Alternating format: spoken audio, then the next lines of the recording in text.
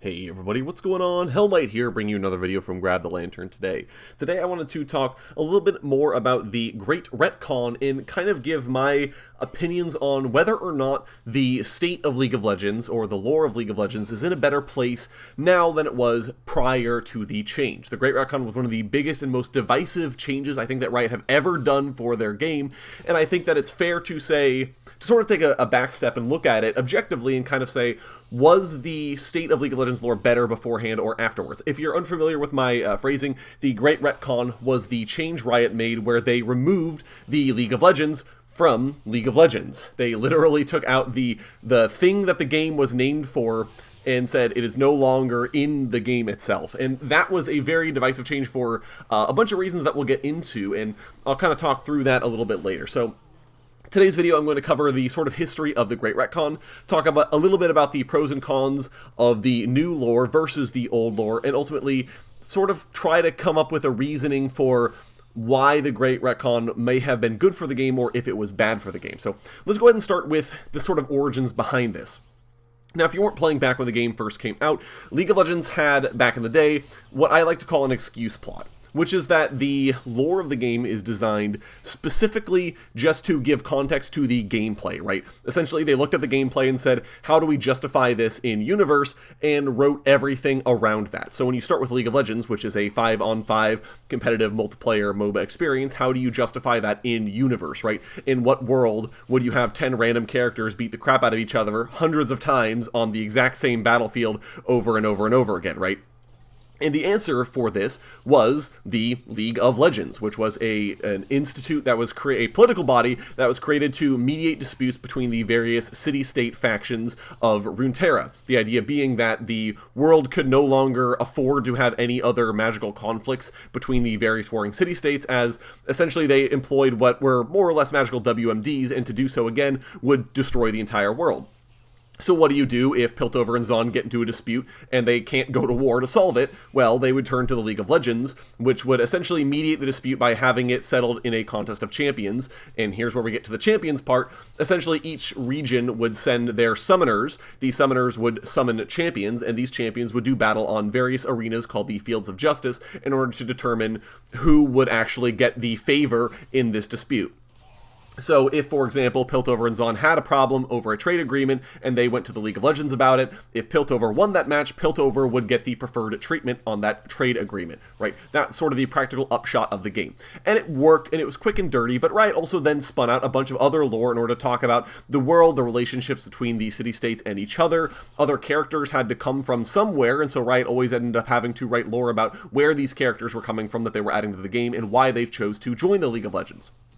But over time, Riot started to slowly move away from this model, first removing the references to the League of Legends from champion backstories, and sort of making it unclear as to why these characters were joining in the first place. And this was particularly problematic when they released characters such as Lissandra or Aatrox, for example, who didn't really have any reason or motivation to join a political body when it would actually ruin their plans. Lissandra's whole shtick is that no one knew she was actually the Ice Witch who had it out for Ashe.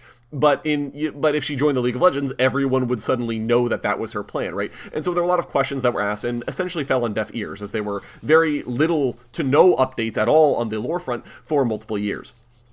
And then around Season 4, Season 5, Riot finally put into effect what we like to refer to as the Great Retcon, which is essentially saying the Institute of War, and the League of Legends by extension, are no longer canon in Runeterra. And this did throw everything for a lurch, and we'll talk about it a little bit, but essentially what they're saying is the central organization, the central plot of your game is no longer in existence. And this was a big change. And then, unfortunately, for the next few years afterwards, Riot were almost radio silent again. But over the last few years, Riot have been slowly working on updating essentially everything that was hung out to dry after the removal of the League of Legends, updating individual regions, updating individual champion backstories, and eventually getting to the point where they could start telling canon, in-universe stories again about things that are progressing the plot and moving it forward past the sort of introduction to certain characters or to certain cities.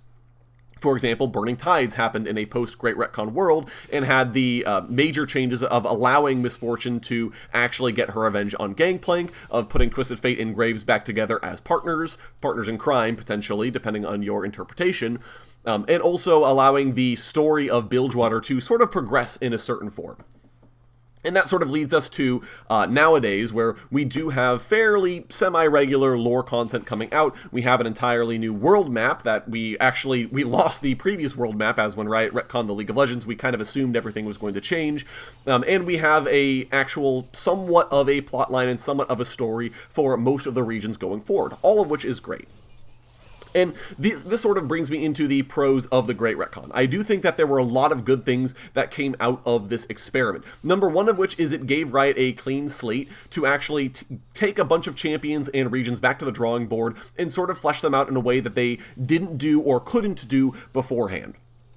A lot of this has to do with champions, which back in the day, Riot really just kind of slapped lore out wherever they could. They didn't really care. It didn't have to make sense or be super serious. In fact, Riot tended to opt for tongue-in-cheek back in the old lore, usually. And so what you ended up with were a lot of character backstories or regions that were sort of very characterized or just not taken very seriously. Satire was a big one, especially since Riot were already ripping off a ton of things from Dota 2. It sort of made sense for them to then put in some sort of, tongue-in-cheek references to other franchises and that sort of a thing. All of which is great if you're not really intending to take your story seriously, but once players started to take it seriously, Riot needed to as well. And this is something that the Great Retcon allowed them to do by revisit these champion backstories and make them sort of more serious and more in line with the rest of the world. This also allowed them to update some region backstories, which is important because, and people don't believe me when I say this, but Riot literally sucked at writing so hard that even though in old lore they intended for every region and for every faction to be shades of gray, for none of them to be objectively good or objectively evil, Riot literally sucked at it so hard that it was not evident to anyone who read the lore. People legitimately thought that Demacia was the good faction and Noxus was the evil faction, and it was hard to say that they were wrong when Noxus as a faction was literally built around a mountain in the shape of a skull. I'm not making that up. That's an actual thing from old lore. And so this is something that they were able to revisit once the Great Retcon hit, and essentially everything was tossed out and into the trash, and Riot were able to say, hey, look at your White Knight Demacia. Yeah, they're great, and they're all about justice and honor and everything, but if you're a mage, you get nothing, and you get thrown in jail at best, and at worst, you just get murdered for the crime of your existence. Conversely, Noxus, the former evil faction, is now actually looking okay. They are still, obviously, a brutal fascist empire that will conquer you and then take your people and all of your resources and throw them into the meat grinder of their endless wars, but also they're very accepting of basically anyone, as long as you can prove you're strong. They don't care who you are or what you do or what you look like. They don't care, right? And that's a really cool thing, and Riot's done this to basically all of the individual regions and city-states to show off, hey, these are all kind of shades of gray. There are advantages and disadvantages, pros and cons to each of them, and that's a really cool thing that they were able to do. One of the other things they were able to do is unify a lot of things that existed in previous canon that sort of were one-offs or didn't make sense or were sort of mysterious but had no actual substance behind the mystery, and actually bring them in line with everything else that they have currently going on. Big examples of these are champions like Varus, who was an archer who was corrupted by this random pit of corruption that was hanging out in the middle of Ionia. There was essentially no explanation given for it. Riot didn't need one back in the day, but with the sort of updates, Riot said, yeah, it doesn't make any sense for us to have this random pit of corruption. Easier to just justify it with one of our other in-universe explanations. Darken works for this, and Varus is now the Darken Bow. And this also worked then in the concept of Vistaya, trying to take all of these random furry humanoids and find a way to unify all of them into one cohesive, essential archetype, right? And that's why we have characters like Ahri, who are a little furry, right? She has the ears and the tail, but generally she still looks mostly human, all the way to characters like Rengar, who is distinctly non-human and very, very lion in his appearance. The sort of theory of Vistaya unifies all of that and makes it so it's more intelligible. You can find any slightly animalistic human and say, that's a Vistaya, and it works across the board. And that's a really cool explanation that couldn't have existed in old lore because it would require Riot to go back and retcon a lot of things.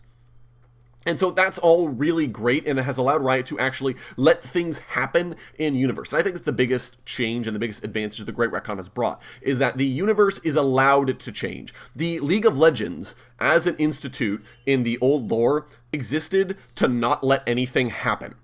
first of all, that was literally its political purpose, right? Was to stop regions from warring with each other, but it also had an effect on the champions themselves. Every champion's backstory had to have a reason for them joining the League of Legends in the first place, and additionally, once they joined the league, that champion's story essentially ended. Even if that champion had ongoing relationships with other characters, it could not progress further because the League of Legends has a vested interest in keeping characters from killing each other, even if they really, really want to do that. And Riot obviously does as well, because if a character died, they'd have to take them out of the game, because the game was canon, remember.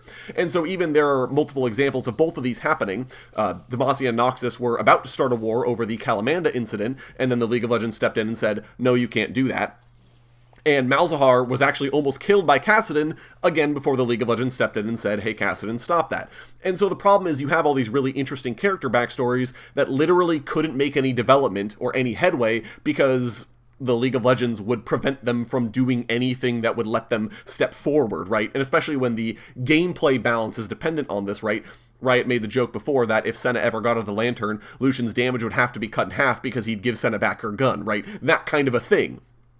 Once you start justifying game mechanics with actual in-universe explanations, then the universe can't change because the game mechanics won't change, and if the game mechanics don't change, then you're left with a very stagnant universe. And all of these are things that the Great Retcon fixed by divorcing the gameplay from the lore. And realistically, I don't think this was a big change for the game to make, given that it was already pretty stale from a lore standpoint. Outside of a couple of interactions, there's not a lot of connection between League of Legends and the actual universe that it takes place in. However, that said, there are not all upsides from the Great Retcon. There are a lot of things that I really do feel like the Great Retcon affected. Number one of which was it single-handedly destroyed any fandom this game had, and realistically, it's still rebuilding from the Great Retcon. I remember before that happened, there was a very vibrant and active League of Legends fan community creating artwork and even songs. I remember the Songs of the Summon contests and, lots of writers doing content for League in particular. And I really do feel like in the lead up to the Great Retcon and following it in the years of silence we got afterwards, a lot of people just sort of lost interest or gave up when they realized Riot wasn't releasing any updates or slowly retconning everything that they previously liked about the setting. And it's not hard to see why people did this. When Riot did the Great Retcon, they had nothing to follow it up with, right? They didn't say, the old lore is no longer canon, but here's new stuff to tide you over. They basically said, old lore isn't canon, but we have nothing to replace it with. And then that leaves everything up in the air, right? Obviously, they did confirm, some lore things are going to stay the same. You can be reasonably assured that Demacia still exists, and Garen is still a defender of it, and Ashe is still married to Tryndamere, right? Things like that. But otherwise, you have no way of knowing where the Freljord is anymore, what the status of the Freljord's conflict between the tribes looks like. Even champions that had their backstories tied to the League of Legends, they basically no longer existed anymore, right? Champions like Fiddlesticks or Shaco or Jax didn't exist in the new lore because without the League of Legends to give them context, they just weren't characters, though arguably Shaco still doesn't exist. And that leads me to my next bit. Riot was extremely slow at updating things, to the point that it took them a period of multiple years before we even had a world map to replace the old one that was outdated. And even nowadays, there are still a couple of characters that just don't really fit in with the new universe. Shaco, I think, is the biggest one. I believe there's one or two others. I would have to take a look at the champion bios now. But these are characters that realistically are still waiting on their update and are still waiting on their day in the sun to actually get reintroduced to the world of Runeterra, and Riot haven't gotten around to them because either the character's waiting on a VGU or Riot just haven't gotten to it yet. They haven't been able to bundle them in with a champion release or something. And if you're a fan of those characters, then that really sucks. And it especially sucks more when Riot were updating champion bios and sort of constantly retconning things in order to make it fit with things that they've been writing sort of alongside it, right? If they do a champion backstory and say, this is now a concept, then they have to look at another champion's backstory and say, ooh, well, if this is a thing now, we have to change this character in order to play nicely with it, and you end up with a lot of constant revisions and changes that make it hard for players to really get interested. And I've talked before about how fandom is extremely important to any franchise that wants to have longevity, that wants to really sit in the collective consciousness of society. And for League of Legends to basically deal its fandom that massive of a blow with the Great Retcon and the Fallout, it realistically, I think, again, we're still sort of suffering from that fallout. I do think we've recovered quite a bit by this point, especially with the sort of success of Path of Champions in a narrative-focused, way of looking into the world of Runeterra, but it definitely hurt things a lot, and I really do feel like it's one of the reasons why League of Legends isn't even bigger than it currently is. I really feel like League would be huge if Riot hadn't done what they did with the Great Retcon.